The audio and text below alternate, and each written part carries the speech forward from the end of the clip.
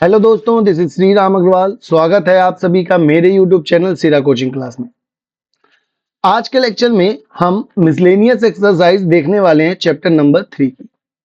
ठीक है, आज के पहले हमने चैप्टर 3 के ही बहुत सारे कंसेप्ट मैट्रिक्स के बारे में और उनसे रिलेटेड बहुत सारी चीजें देखी हैं। साथ ही हमने मैट्रिक्स की तीनों एक्सरसाइज 3.1, 3.2, 3.3 के सभी जितने भी क्वेश्चंस होते हैं सॉल्व किए हैं। अगर आप लोगों ने उन प्रीवियस वीडियोस को नहीं देखा है तो लिंक नीचे डिस्क्रिप्शन बॉक्स में मिल जाएगी, तो आप वहां जाके सारे प्रीवियस वीडियोस को देख सकते हैं। अगर आपको ये वीडियो पसंद आता है तो वीडियो को लाइक करें, चैनल को सब्सक्राइब करें और वीडियो को दोस्तों के साथ शेयर करें। तो चलिए बिना देरी किए हुए हम चलते हैं विविध प्रश्नावली चैप्टर 3 की पहली क्वेश्चन में। तो देखिए क्वेश्चन नंबर फर्स्ट क्या कहता है, यदि ए और बी दो सममित आव्यूह हैं तो सिद्ध करना है कि A B minus B A विषम सममित होगा, है ना। If A and B are symmetric then so that A B minus B A is skew symmetric.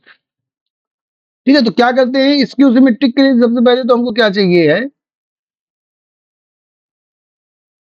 Skew symmetric के लिए ए बी माइनस बी ए को यदि स्क्यू सिमेट्रिक दिखाना है तो इसका ट्रांसपोज जो है वो minus A B minus B A के बराबर होना चाहिए। ठीक है, अगर ऐसा होता है तो हम बोल देंगे A B minus B A skew symmetric. तो देखिए दिया क्या है और हम हल करते हैं। हमको दिया है कि ए तथा बी सममित है, सममित आव्यूह है। भाई अगर सममित आव्यूह हैं तो ए का डैश ए के बराबर होगा तथा बी का डैश बी के बराबर होगा। ठीक है ना, हम लेके चलते हैं ए बी माइनस बी ए का ट्रांसपोज। ठीक है, तो क्या होगा ए बी का ट्रांसपोज माइनस बी ए का ट्रांसपोज। ठीक है, क्यों हुआ, क्योंकि हम जानते हैं ए प्लस बी का होल ट्रांसपोज बराबर A transpose plus B transpose होता है।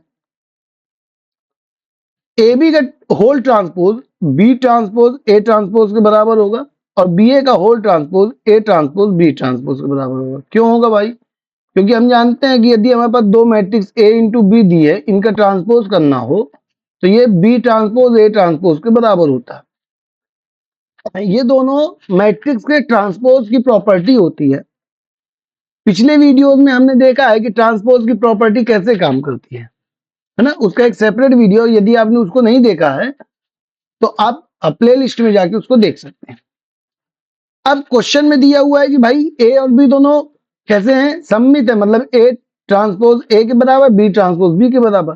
तो बी ट्रांसपोज को बी के बराबर, ए ट्रांसपोज को ए के बराबर, माइनस ए ट्रांसपोज को ए के बराबर, बी ट्रांसपोज को बी के बराबर लिखे। ठीक है, हम यहां अगर माइनस कॉमन ले लें तो minus A B minus B A हो जाएगा।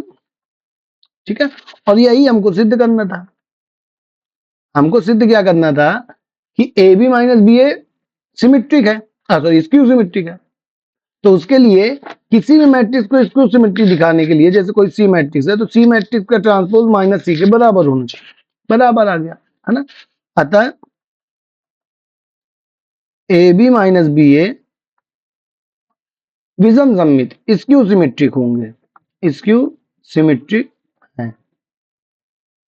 ठीक है, सिंपल सा क्वेश्चन था। तो अब हम चलते हैं क्वेश्चन नंबर सेकेंड की तरफ। क्वेश्चन नंबर, तो देखिए क्वेश्चन नंबर 2 क्या कहता है कि सिद्ध कीजिए कि आव्यूह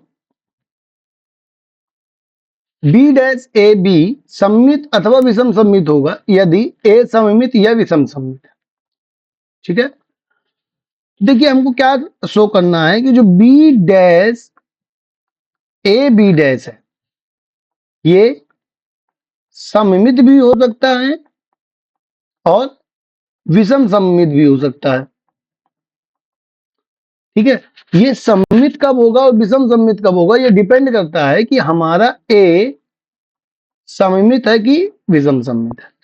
ठीक है, तो मतलब यहां दो केस बनते हैं। यदि ए सममित होगा तो बी डैश ए बी वो भी सममित होगा, और यदि ए विषम सममित होगा तो बी डैश ए बी वो भी विषम सममित होगा। यहां पास बी के बारे में कुछ नहीं दिया हुआ है, बी कैसी भी कोई मैट्रिक्स हो सकती है। ठीक है, तो चलिए स्टार्ट करते हैं। हम इसको दो भाग में करेंगे। पहला भाग,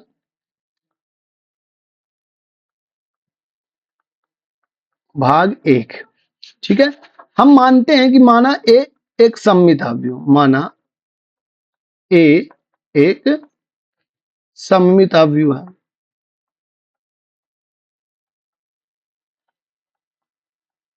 ठीक है, सममित है मतलब ए डैश बराबर ए होगा, अर्थात ए डैश बराबर ए।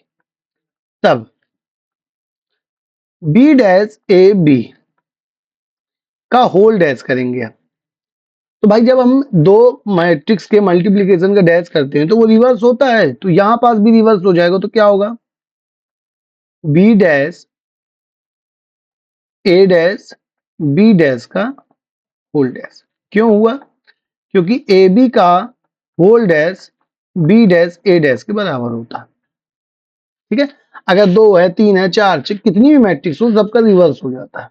ठीक है, दूसरी बात ये हो गया बी डैश ए डैश बराबर ए क्वेश्चन में दिया हुआ है, और किसी भी मैट्रिक्स के डैश का फिर से डैश करेंगे तो हमको वही मैट्रिक्स मिल जाती है। तो यहां पास बी भी क्या हो जाएगी, वही मैट्रिक्स आ जाएगी। जब हमने बी डैश ए बी लिया और उसका डैश किया तो हमको क्या मिल गया, वही मैट्रिक्स मिल गई। अर्थात क्या हो गया, अर्थात बी डैश ए बी सममित अवयव होगा।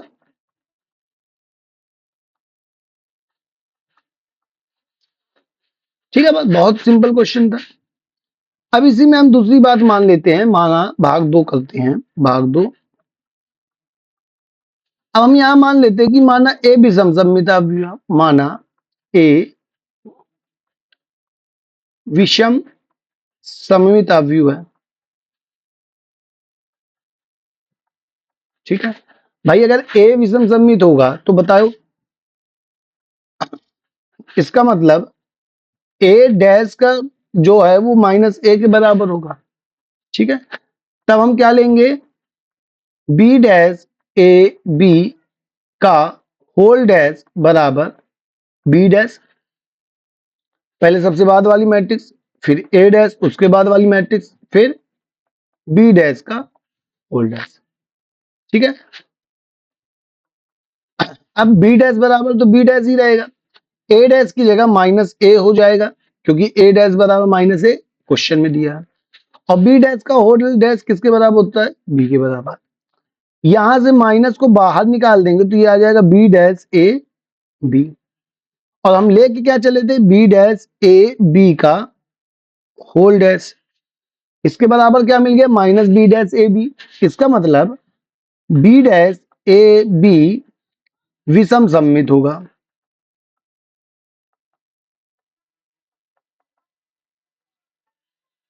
ठीक है बात, तो अब ये टोटल डिपेंड किस पे कर रहा है, टोटल ए पे डिपेंड कर रहा है। यदि ए सममित है तो बी डैश ए बी भी सममित होगा, अगर ए विषम सममित है तो बी डैश ए बी भी विषम सममित होगा। यहाँ आपको एक चीज थोड़ा सा अलग लग सकती है, जो हमने रिवर्सल लॉ पढ़ा था। होता क्या है कि यदि हमारे पास एक से ज्यादा दो से ज्यादा मैट्रिक्स है और उसका भी अगर हमको ट्रांसपोज करना है, तब भी हम D dash C dash B dash A dash करते हैं। अगर मल्टीप्लीकेशन हो रहा है तो हर बार हमको उल्टा ही करना, मतलब पीछे तरफ से ही चलना। ठीक है बात, तो आई होप आपको ये दोनों क्वेश्चन समझ में आ गए होंगे। ठीक है, यहां पास भी आप हिंट डाल देना कि ए बी डैश बराबर बी डैश ए डैश, और यहां भी आप डाल देंगे कि बी डैश का होल डैश बराबर बी। ठीक है बात, अब हम चलते हैं क्वेश्चन नंबर 3 पे।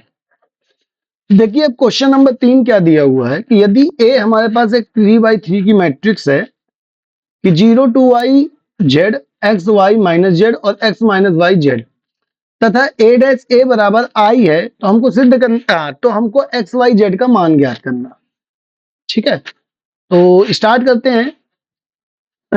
ए क्या है, ए ये दिया हुआ है तो सबसे पहले हम ए डैश निकालते हैं। तो ए डैश क्या आएगा, ए डैश रो को कॉलम में कन्वर्ट कर देंगे तो 0 2y z x y minus z x minus y z। ठीक है, ये हमारा हो जाएगा ए डैश। हमको क्या निकालना है, दिया है कि ए डैश इंटू ए बराबर आई है। आई क्या है, I is the matrix of order 3x3 identity matrix 1 0 0 0 1 0 0 0 1। ठीक है, तो ए डैश ए निकालते हैं, तो ए डैश इंटू ए क्या आएगा, ए डैश मतलब 0 x x 2y y minus y z minus z z। और दूसरी मैट्रिक्स ए क्या दी हुई है, क्वेश्चन में दी है 0 2y z x y minus z x minus y z। ठीक है, इनका मल्टीप्लाई करो, तो मल्टीप्लाई करके क्या मिलेगा, डायरेक्ट मल्टीप्लाई करते हैं तो फर्स्ट रो का फर्स्ट कॉलम के साथ मल्टीप्लाई होगा तो ये आएगा 0 plus x square plus x square. ठीक है, फिर फर्स्ट रो का सेकंड कॉलम के साथ मल्टीप्लाई होगा तो 0 plus x y minus x y. ठीक है, फिर फर्स्ट रो का थर्ड कॉलम के साथ मल्टीप्लाई होगा तो 0 minus x Z plus x Z. ठीक है, फिर सेकंड रो का फर्स्ट कॉलम के साथ मल्टीप्लाई होगा तो क्या आएगा, 2y का 0 से मल्टीप्लाई, y का x से माइनस y का x से, तो 0 plus x y minus x y. फिर सेकंड रो का सेकंड कॉलम से मल्टीप्लाई होगा 2y और 2y का होल स्क्वायर, तो ये हो जाएगा 4y square plus y square plus y square. ठीक है, फिर अब सेकंड रो का थर्ड कॉलम से मल्टीप्लाई होगा तो आएगा 2yz minus y z minus y Z.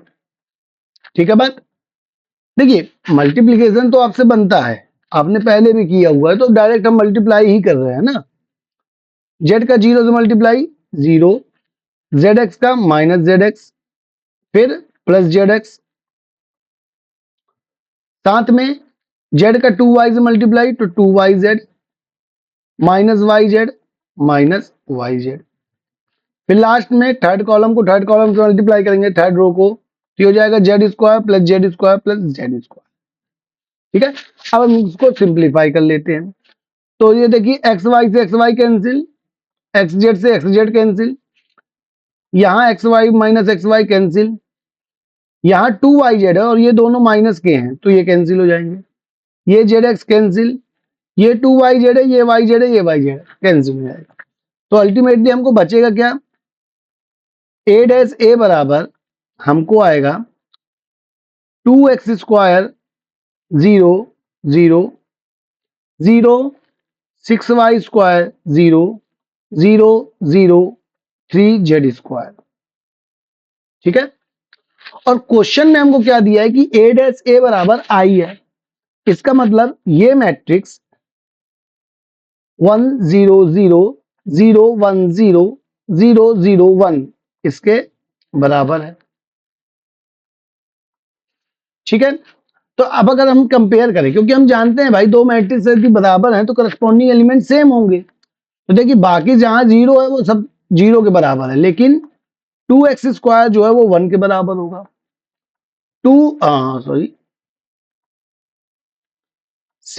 Square जो है वो भी 1 के बराबर होगा, और 3z स्क्वायर जो है वो भी 1 के बराबर होगा। अब यहां से यदि मैं एक्स स्क्वायर निकालूं तो ये मिलेगा 1/2, तो x की वैल्यू क्या आ जाएगी, प्लस माइनस 1/√2। ठीक है, सिमिलरली y की वैल्यू y स्क्वायर आ जाएगा 1/6, तो y की वैल्यू आ जाएगी प्लस माइनस 1/√6। ठीक है, सिमिलरली जेड स्क्वायर बराबर 1/3, तो z बराबर आ जाएगा प्लस माइनस 1/√3। ठीक है बात, तो ये सिंपल से आंसर आ गया, एक्स वाई और जेड की वैल्यू है। तो आई होप आपको ये क्वेश्चन समझ में आ गया होगा। इस क्वेश्चन में ज्यादा कुछ दिया ही नहीं था, हमको ए दिया था, ए डैश निकाल के ए डैश इंटू ए बराबर आई रख देना था, क्योंकि क्वेश्चन में दिया था, है ना, दिया था कि ए डैश ए बराबर क्या है, आई। ठीक है, अब हम चलते हैं क्वेश्चन नंबर 4 की तरफ। क्वेश्चन नंबर 4 देखते हैं क्या कहता है। तो देखिए हमको ये क्वेश्चन क्या दिया हुआ है कि for what value of x, तीन मैट्रिक्स के मल्टीप्लीकेशन का बराबर 0 आएगा, और यहां हमको एक्स की वैल्यू निकालनी है।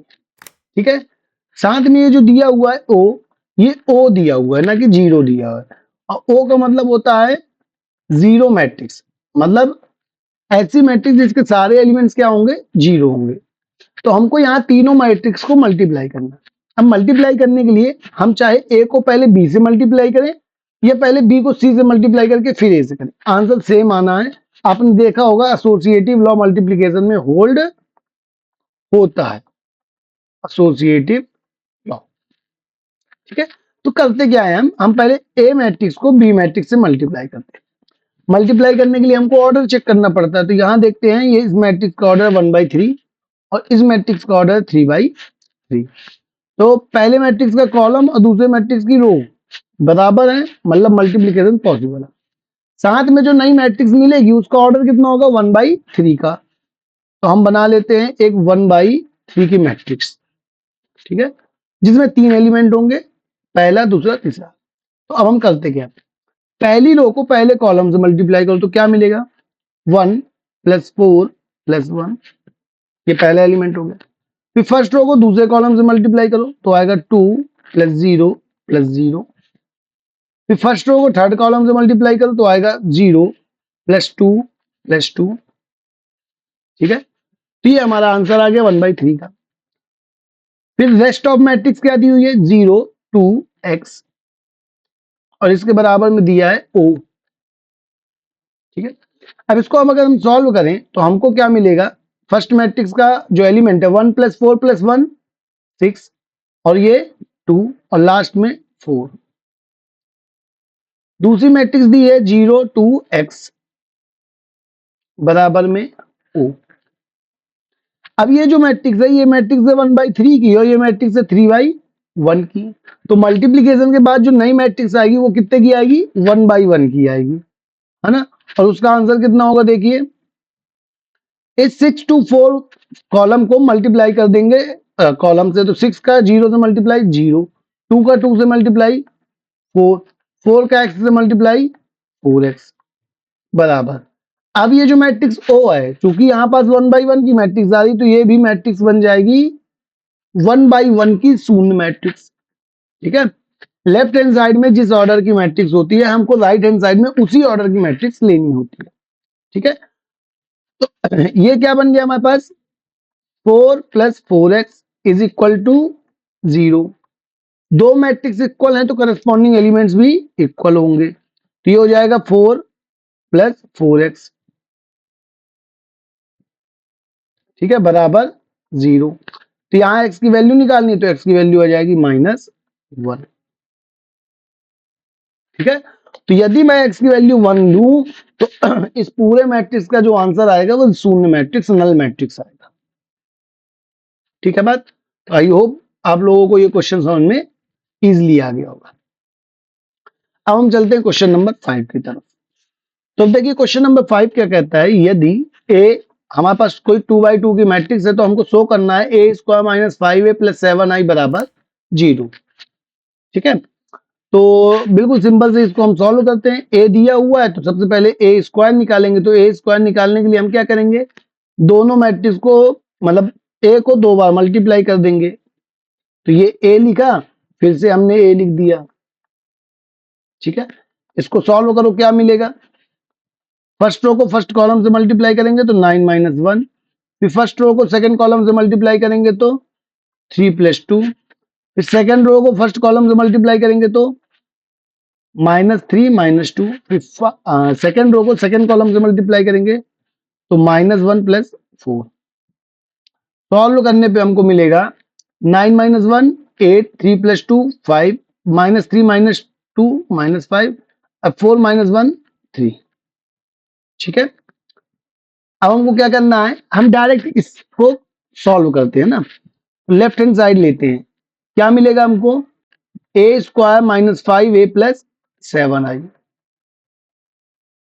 तो a² क्या आया हमारा, 8 5 -5 एंड 3। -5। ए कितना है हमको 3 1 -1 2 प्लस 7 इंटू आई क्या है, आई हम वही यूज करते हैं जिस ऑर्डर का मैट्रिक्स है उसी ऑर्डर के आइडेंटिटी मैट्रिक्स ले लेंगे, तो 1 0 0 1, क्योंकि यहाँ ए 2/2 की है तो आई भी क्या होगा 2/2 का। ठीक है, अब देखिए पहली मैट्रिक्स तो एज इट इज आ जाएगी 8 5 -5 3। अब यहां -5 करना मल्टीप्लाई कर दो तो क्या मिलेगा 5 3 जा 15 5 1 जा 5 -1 इंटू -5 प्लस का 5 5 2 जा 10। ठीक है, प्लस 7 करना मल्टीप्लाई कर देंगे तो 7 0 0 7।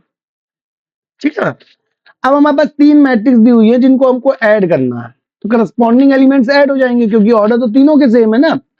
तो क्या होगा 8 -15 प्लस 7, फिर दूसरे में 5 -5 प्लस 0, फिर तीसरे में -5 प्लस 5 प्लस 0, फिर चौथे में 3 -10 प्लस 7। जब आप इसको सॉल्व करोगे तो आप देख पाओगे कि भाई सबका आंसर 0 आ रहा है। क्यों? क्योंकि 8 और 7 15 प्लस का, ये माइनस का 0, 5 -5 0, -5 प्लस 5 0, 3 और 7 10, 10 -10 0। तो हमको ये मिल गई 2/2 की zero matrix, and which is RHS, hence proved. ठीक है बच्चों, तो आई होप आपको ये क्वेश्चन समझ में आया होगा। इस टाइप के कुछ क्वेश्चन हमने पहले भी 3.3 में किए हुए हैं, है ना, तो ये क्वेश्चन आसानी से आपको समझ में आ गया होगा। अब हम चलते हैं क्वेश्चन नंबर 6 की तरफ। क्वेश्चन नंबर 6 क्या कहता है भाई, तो देखिए क्वेश्चन 6 क्या कहता है कि यदि हमारे पास बिल्कुल क्वेश्चन नंबर 4 के जैसे ही है, एक 1/3 की मैट्रिक्स है, फिर 3/3 की मैट्रिक्स है, फिर 3/1 की मैट्रिक्स है, तीनों का मल्टीप्लीकेशन करके हमको आंसर 0 के बराबर दिया हुआ है, हमको x की वैल्यू फाइंड करनी है। ठीक है, तो उसके लिए भी जैसे हमने पहले मल्टीप्लीकेशन किया है बिल्कुल सेम टू सेम वैसे मल्टीप्लाई करेंगे। पहले फर्स्ट और सेकंड मैट्रिक्स को मल्टीप्लाई कर दो, देन उसके बाद थर्ड मैट्रिक्स को मल्टीप्लाई करेंगे। देखिए क्या मिलेगा, ये फर्स्ट इंटू 3 की है, ये 3 इंटू 3 की है, तो आंसर आएगा 1 इंटू 3 का। देखिए क्या मिलेगा, पहले रो को कॉलम से मल्टीप्लाई करो। ठीक है, तो x into 1 x, -5 into 0 0, -1 into 2 -2, फिर x इंटू 0 0, -5 इंटू 2 -10, -1 इंटू 0 0, फिर x into 2 2x, -5 into 1 -5, and -1 into 3 -3। ये आ गई सॉल्यूशन इन दोनों का। अब सेकंड वाला मैट्रिक्स तो बचा हुआ है, तो x4 1 आ जाएगा, बराबर में o एज इट इज। फिर थोड़ा अगर हम इसको सिंपल कर लें तो ये मैट्रिक्स बनेगी x -2 की -10, और ये हो जाएगा 2x -8। दूसरी मैट्रिक्स एज इट इज आ जाएगी x4 1 बराबर में o। अब देखिए फर्स्ट मैट्रिक्स जो है वो 1/3 की है, सेकेंड मैट्रिक्स जो है वो 3/1 की है, तो अल्टीमेटली जो नई मैट्रिक्स आएगी वो 1/1 की होगी। तो होगा क्या, फर्स्ट रो को फर्स्ट कॉलम से मल्टीप्लाई कर देंगे, तो x -2 इंटू एक्स, फिर -10 into 4 plus 2x -8 into 1 is equal to 0 आ जाएगा। अब मैंने अभी भी बताया था आपको पिछले क्वेश्चन में कि भाई अभी हमारे पास 1/1 की मैट्रिक्स आ गई, तो जो O होगा वो भी शून्य ना भी है, तो वो भी अकॉर्डिंगली 1/1 की मैट्रिक्स बन जाएगी। अब यदि दो मैट्रिक्स इक्वल हैं तो करस्पॉन्डिंग एलिमेंट्स भी इक्वल होंगे, तो क्या होगा x -2 into x -40 plus 2x -8 is equal to क्या आ जाएगा 0। अब हम यहां से x की वैल्यू निकालेंगे, तो यहां x को मल्टीप्लाई करो तो आएगा x square -2x -40 plus 2x -8 is equal to 0। ठीक है, अब यहां देखिए 2x माइनस का है, ये 2x प्लस का है, कैंसिल हो जाएगा। ये 40 है और ये -8 है, दोनों ऐड हो जाएंगे तो x स्क्वायर माइनस 48 आ जाएगा इज इक्वल टू में 0। तो एक्स स्क्वायर बराबर 48। अब यहां से हमको एक्स की वैल्यू निकालनी है, तो देखिए क्या आएगा, एक्स स्क्वायर बराबर 48 है, तो एक्स बराबर आ जाएगा प्लस माइनस अंडर रूट 48। 48 को हम लिख सकते हैं 16 इंटू 3 के फॉर्म में, तो हो जाएगा plus minus under root 16 into 3। 16 बाहर निकल के आएगा तो 4 बन जाएगा, तो प्लस माइनस 4 रूट 3। तो एक्स की दो वैल्यूज आ जाएंगी, एक्स की दो वैल्यूज क्या आ जाएंगी, प्लस माइनस 4 रूट 3। ठीक है, तो आई होप आपको ये क्वेश्चन समझ में आया होगा। बिल्कुल सेम टू सेम हमने दो क्वेश्चन देखे, एक क्वेश्चन नंबर 4 और एक क्वेश्चन नंबर 6। ठीक है, तो यही हमारा आंसर हो जाएगा। तो देखिए अब हमको क्वेश्चन नंबर 7 क्या दिया हुआ है, एक निर्माता है, 3 प्रकार की वस्तुएं एक्स वाई जेड का उत्पादन करता है, जिनका वह 2 बाजारों में विक्रय करता है। वस्तुओं की वार्षिक बिक्री जो है वो नीचे सूचित की गई है ना, पहली और दूसरी। ठीक है, अभी हमको इसमें दो क्वेश्चन पूछे गए हैं, तो पहले हम क्या करते हैं, पहले हम इसको मैट्रिक्स बना लेते हैं, हमको मैट्रिक्स की सहायता से इसको सॉल्व करना है। तो यहां पास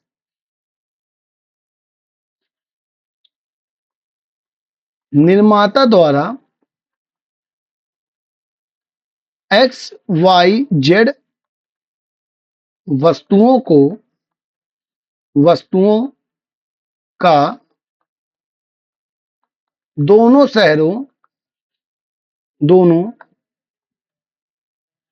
शहरों में वार्षिक बिक्री की वार्षिक बिक्री को आव्यूह ए से निम्न प्रकार दर्शाने पर क्या करते हैं, हम ए ले लिए। अब ये जो बना हुआ है ये एक्चुअल में देखा जाए तो एक प्रकार की मैट्रिक्स ही बनी है, जिसमें पहली रो पहला शहर और दूसरी रो दूसरा शहर दर्शा रहा है।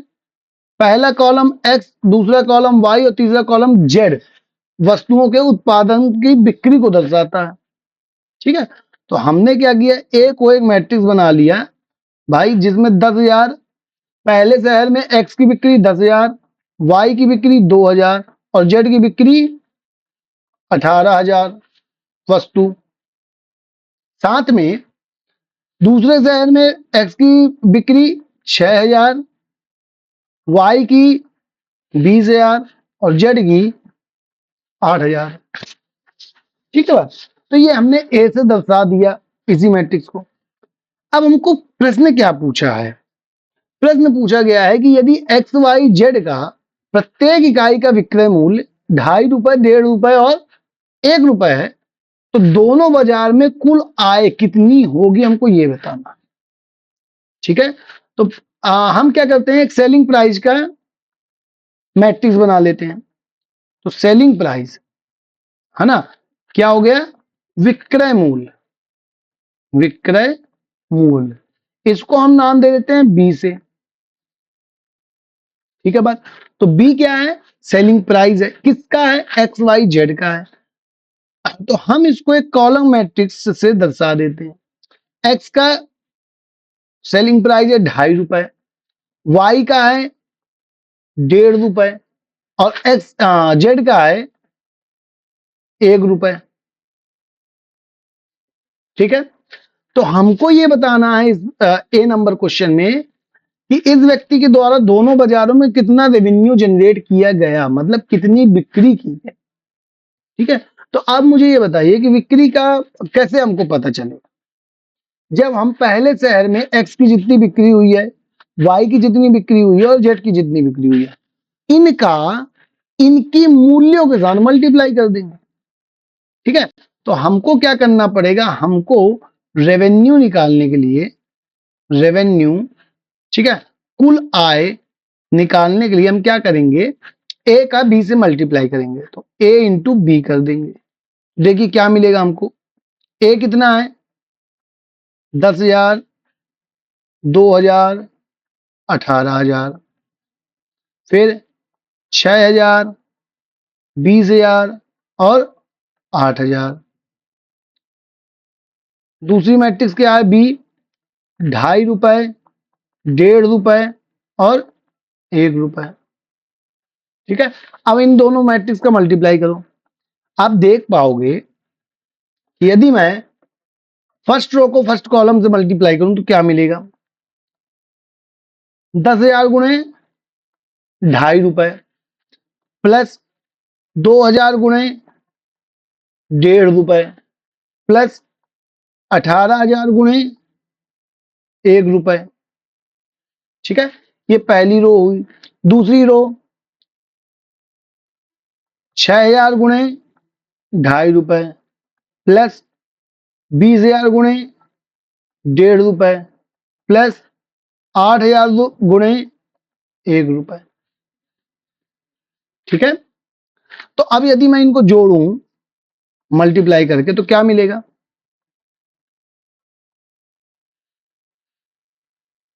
10,000 का 2.5 गुना कितना होगा? 10,000 का दुगुना 20,000 और 2.5 गुना 25,000। ठीक है, 2,000 का 1.5 गुना कितना होगा? 3,000 और 18,000 का 1 गुना कितना होगा? 18,000। सिमिलरली 6,000 का 2.5 गुना 15,000 प्लस 20,000 का 1.5 गुना 30,000 प्लस 8,000 का 1 गुना 8,000। ठीक है, अब इनको जोड़ दो तो 25 और 3 28, 28 और 18 ₹46,000। ठीक है, यहां 15, 15, 30, 45, 45 और 8 ₹53,000। ठीक है, अर्थात अर्थात दोनों शहरों में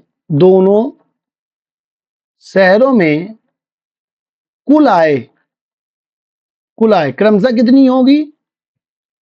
क्रमशः ₹46,000 तथा ₹53,000 होगी। ठीक है, बात कितनी होगी? 46,000 और ₹53,000 कुल आय। ठीक है बात। अब दूसरा क्वेश्चन क्या कहता है? यदि 3 वस्तुओं की प्रत्येक इकाई की लागत मतलब कॉस्टिंग प्राइस कितनी है? ₹2, ₹1 तथा 50 पैसे है, तो कुल लाभ बताइए। इसको लाभ कितना हुआ दोनों शहरों में, हमको वो बताना। ठीक है, तो दूसरा देखते हैं। अब बी नंबर, अब हमको यहां दिया है कॉस्ट प्राइस, है ना, या हम बोल देते हैं लागत मूल्य, या इसी को हम कहते हैं कॉस्ट। इसको हम सी से रिप्रेजेंट करते हैं। तो कॉस्ट कितनी है? एक्स की ₹2, वाई की ₹1 और जेड की 50 पैसे। ठीक है, तो हम पहले क्या निकालेंगे? अब मुझे बताओ लाभ निकालने के लिए क्या करना होता? लाभ निकालने के लिए हमको सेलिंग प्राइस माइनस कॉस्ट को माइनस कर देंगे तो वही लाभ हो जाएगा हमारा। तो पहले हम क्या करते हैं? हम दोनों साइडों को कॉस्ट निकालते हैं। तो कैसे निकलेगी कॉस्ट? कुल लागत, टोटल कॉस्ट क्या होगा? ए इंटू सी। ए कितना है?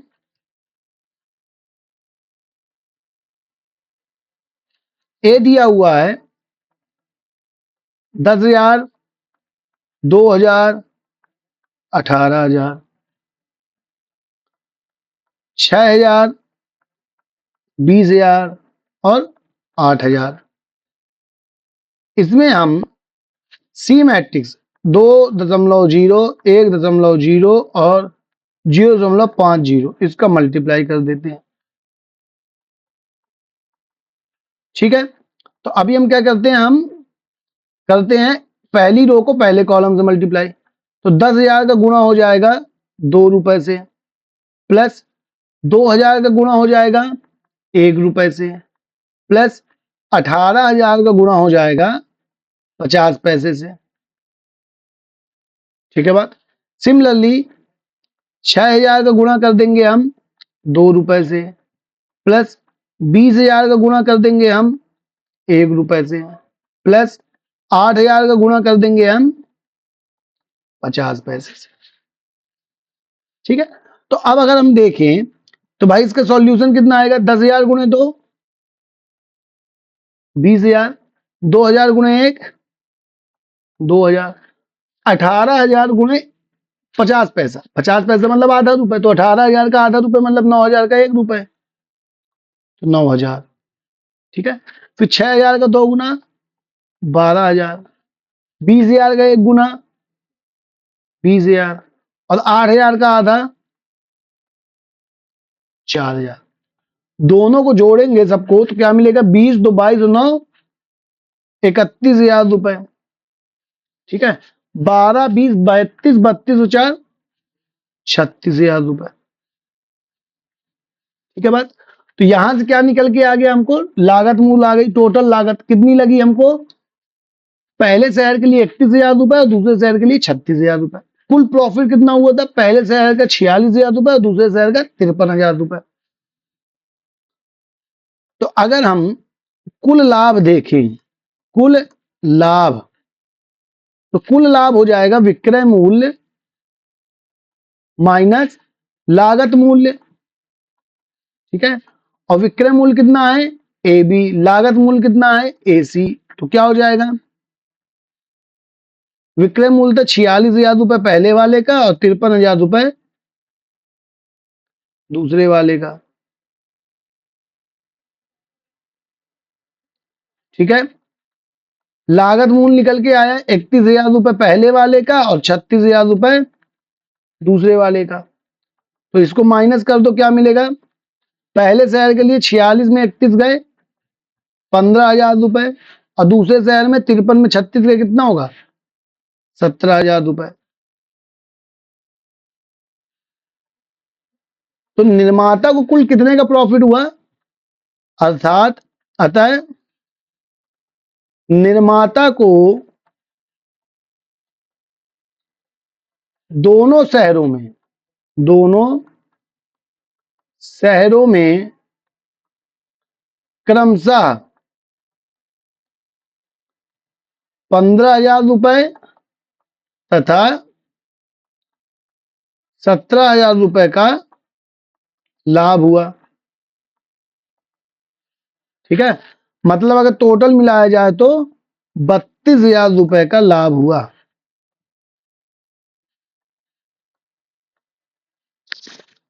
ठीक है बात। तो आई होप आपको ये क्वेश्चन अच्छे से समझ में आ गया होगा। ठीक है। इसमें हमको 2 क्वेश्चन करने थे, हमको थोड़ा सा लेंदी क्वेश्चन दिया हुआ था, वर्ड प्रॉब्लम थी, है ना। तो आप इसको अच्छे से समझ गए होंगे। ठीक है।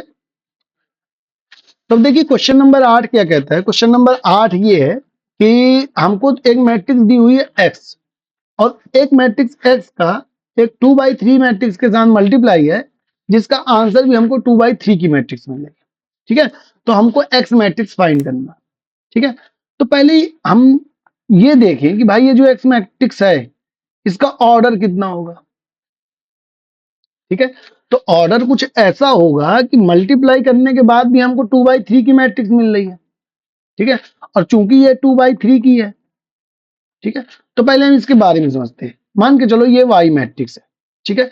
वाई है 2/3 की, तो एक्स का वाई के साथ मल्टीप्लाई हो पा रहा है, इसका मतलब एक्स का जो कॉलम होगा वो वाई के रो के बराबर होना चाहिए। मतलब कंफर्म है कि एक्स का जो कॉलम है वो 2 होंगे। ठीक है। तभी जो है वो मल्टीप्लीकेशन पॉसिबल हो पाए। अब मान लेते हैं इसकी जो रो है वो पी है, तो x इंटू वाई करने के बाद मुझे क्या मिल रहा है, p इंटू 3, और p इंटू 3 जो है वो यहां पर जो मैट्रिक्स दी हुई है उसके 2 इंटू 3 के बराबर है। अब हम ये भी जानते हैं कि दो मैट्रिक्स का जो इक्वल होंगी यदि उनका ऑर्डर इक्वल हो, ठीक है। तो ऑर्डर इक्वल हो इसका मतलब क्या, P का मान 2 के बराबर होना चाहिए। तो इससे एक बात साफ हो जाती है कि X जो होगा वो 2/2 का मैट्रिक्स होगा। ठीक है, बात क्लियर हो गई, ये बात क्लियर कि जो X होगा उसको 2/2 का होना पड़ेगा। और क्यों होना पड़ेगा ये भी मैंने बता दिया। ठीक है, अब बस हमको 2/2 की एक मैट्रिक्स फाइंड कर लेनी है। वो फाइंड करने के लिए हम क्या करेंगे, पहले लेट करेंगे फिर फाइंड करेंगे। तो let X is equal to small x y z और t is a matrix of order 2/2। x x y z t एक 2/2 का अवयव है। ठीक है, तब क्या होगा, तब हम क्या करते हैं, डायरेक्ट वैल्यू पुट करते हैं x y z t multiplied by 1 2 3 4 5 6 और ये बराबर किसके है, -7 -8 -9 2 4 एंड 6। ठीक है, लेफ्ट साइड को मल्टीप्लाई कर दो, क्या मिलेगा, फर्स्ट रो को फर्स्ट कॉलम के साथ मल्टीप्लाई करेंगे तो x + 4y, फर्स्ट रो को सेकंड कॉलम के साथ मल्टीप्लाई करेंगे तो 2x + 5y, फर्स्ट रो को थर्ड कॉलम के साथ मल्टीप्लाई करेंगे तो 3x + 6y। ठीक है, यही सेम प्रोसेस हम सेकंड कॉलम के साथ सेकंड रो के साथ करेंगे तो हमको मिलेगा z + 4t and 2z + 5t and 3z + 6t और ये बराबर हमको मिल रहा है -7 -8 -9 तथा 2 4 6 के। ठीक है, बस क्वेश्चन सॉल्व हो गया। अब यहां पास बताइए, दो मैट्रिक्स आपस में इक्वल हैं तो करस्पॉन्डिंग एलिमेंट्स भी इक्वल होंगे, यस और नो। तो करस्पॉन्डिंग एलिमेंट्स को इक्वल कर देते हैं हम, तो क्या होगा, x + 4y -7 के बराबर होगा, 2x + 5y -8 के बराबर होगा एंड 3x + 6y -9 के बराबर होगा। सिमिलरली z + 4t 2 के बराबर होगा, 2z + 5t 4 के बराबर होगा और 3z + 6t 6 के बराबर होगा। ठीक है, तो हमको दो दो वेरिएबल के लिए सेपरेट तीन तीन इक्वेशन मिल गई हैं। अब यदि हमारे पास दो वेरिएबल होते हैं तो उसके लिए हमको मिनिमम या केवल दो इक्वेशन की जरूरत होती है इंडिपेंडेंट। तो यहां पास हम कोई भी दो इक्वेशन लेके सॉल्व कर लेंगे एक्स और वाई, और दूसरी तरफ हम दो इक्वेशन लेके सॉल्व कर लेंगे एक्स और जेड और टी। तो मैं यहां यूज करता हूं फर्स्ट और थर्ड। ठीक है, क्या करते हैं, मैं फर्स्ट वाले में और थर्ड वाले में विलोपन लगा देता हूं। तो क्या मिलेगा, फर्स्ट में यदि मैं थर्ड में यदि मैं 1/3 कर दूं तो क्या होगा, x + 4y बराबर -7, ये पहले से है और इसमें मैंने 3 का डिवाइड कर दिया तो ये हो जाएगा x + 2y = -3। माइनस कर दूंगा तो ये माइनस ये प्लस, x से x कैंसिल, 4y में से 2y गया, 2y = -7 में से +3 गया तो -4, तो y की वैल्यू आ गई -2। ठीक है, अब इस y की वैल्यू के इन दोनों किसी भी इक्वेशन में पुट करके देख लो तो क्या मिलेगा, x + -2y, 2y की जगह क्या हो जाएगा, 2 × 2 = -3। तो ये -2 × 2 -4, दूसरी तरफ जाएगा +4, तो x की वैल्यू आ जाएगी 1। ठीक है, तो y आ गया -2, x आ गया 1। सिमिलरली यहां पास भी क्या करो, थर्ड वाले में 1/3 कर दो तो ये आ जाएगा z + 4t = 2। अगर मैं यहां 2 का डिवाइड करता हूं तो मुझे मिलेगा z + 2t = 2। माइनस करूंगा तो माइनस माइनस माइनस, जेड से जेड कैंसिल, 4t में से 2t गया, 2t, 2 - 2 0, तो t = 0। अब t 0 है तो मैं पहले या दूसरे इक्वेशन में कुछ भी वैल्यू, किसी में भी t का वैल्यू रख दूं तो z बराबर मुझे मिल जाएगा 2। ठीक है बात। तो ये अपना चारों वैल्यूज आ गई। अब हम इसको वैल्यू पुट कर देते हैं x में।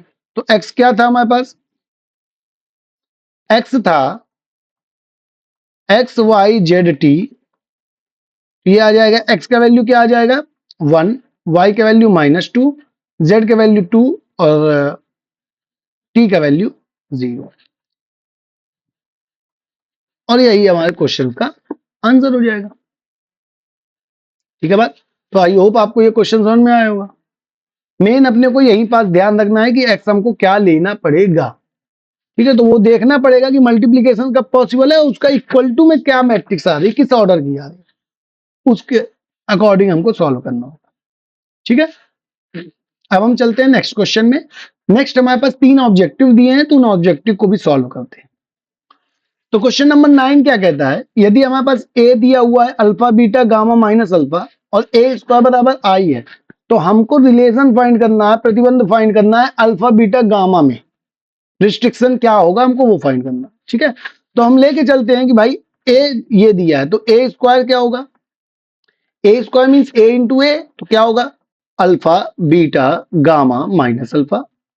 दूसरा alpha beta gamma minus alpha. Solve करो, अल्फा बीटा को मैं अल्फा गामा से मल्टीप्लाई करूं तो क्या आएगा alpha square plus beta gamma. फिर अल्फा बीटा को मैं बीटा का अल्फा से मल्टीप्लाई करूं तो alpha beta minus beta alpha. ठीक है, सिमिलरली गामा माइनस अल्फा को मैं यहां मल्टीप्लाई करूंगा तो क्या आएगा gamma alpha minus alpha gamma. फिर गामा माइनस अल्फा को यहां मल्टीप्लाई करूंगा तो आएगा gamma beta plus alpha square. ठीक है, तो ये मेरे पास क्या आ गया ए स्क्वायर। अब क्वेश्चन में दिया हुआ है अकॉर्डिंग टू द क्वेश्चन दिया हुआ है कि ए स्क्वायर जो है वो आई के बराबर है। ठीक है, तो ए स्क्वायर यदि आई के बराबर है तो यहाँ एक सिंपल सा सॉल्व कर लो, अल्फा गामा, ये अल्फा बीटा, ये बीटा अल्फा। ठीक है, खत्म हो जाएगा। तो alpha square plus beta gamma 0 0, alpha square plus beta gamma rearrange कर दिया मैंने, बराबर क्या आ गया 1 0 0 1। दो मैट्रिक्स इक्वल हैं तो करस्पॉन्डिंग एलिमेंट्स इक्वल होंगे। दिख भी रहा है 0 0 के बराबर है और ये दोनों एलिमेंट दोनों 1 के बराबर है, तो क्या आ जाएगा alpha square plus beta gamma बराबर 1। अगर मैं इसको रीअरेंज कर लूं तो ये आ जाएगा 1 minus alpha square minus beta gamma is equal to 0। तो यही आंसर है और आंसर है सी, ऑप्शन सी में ये आंसर दिया हुआ है 1 minus alpha square minus beta gamma. ठीक है, तो आई होप बहुत सिंपल सा क्वेश्चन था, समझ में आ गया होगा। ठीक है, अब हम चलते हैं क्वेश्चन नंबर 10 में। तो क्वेश्चन नंबर 10 क्या बोला है, मैंने आपको पहले ही क्वेश्चन नंबर 10 बताया हुआ है।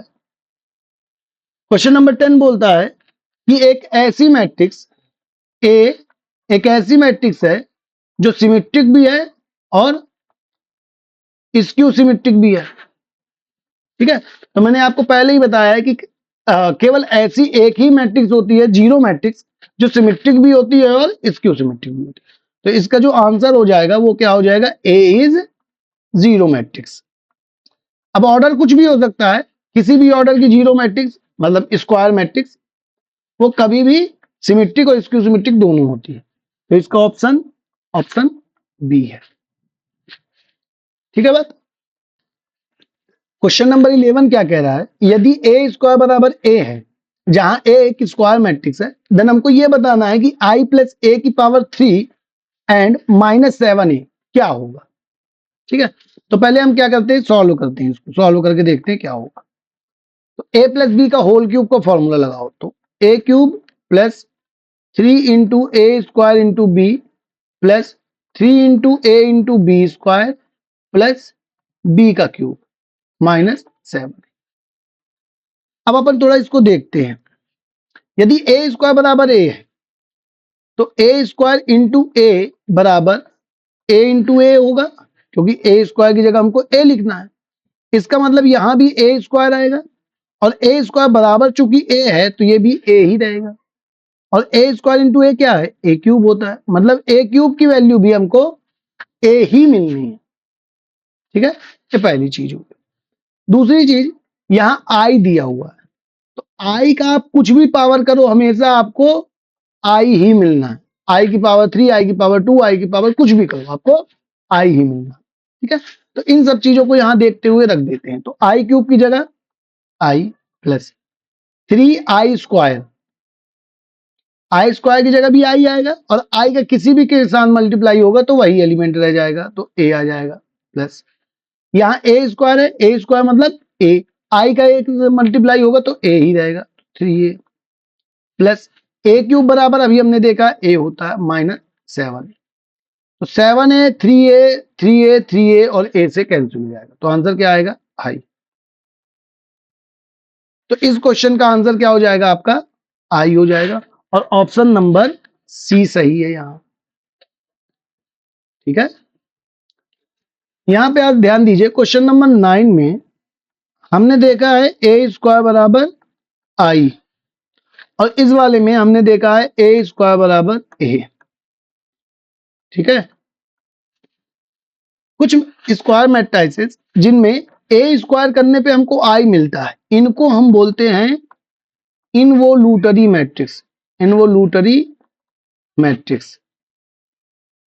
ठीक है, और किसी का स्क्वायर करने पे हमको वो मैट्रिक्स खुद मिले तो हम उसको बोलते हैं idem potent matrix, idem potent. ठीक है ना, कोई ऐसी स्क्वायर मैट्रिक्स है जिसका स्क्वायर करने पे हमको आई ही मिले तो वो इनवोल्यूटरी, और स्क्वायर करने पे यदि ए मिले तो उसको हम आइडम पोटेंट। ये दो विशेष प्रकार की मैट्रिक्स होती है, आगे चल के पढ़ते हैं, बट आप याद करके रखिए, कहीं ऑब्जेक्टिव में पूछ लिया तो आपको बनना चाहिए।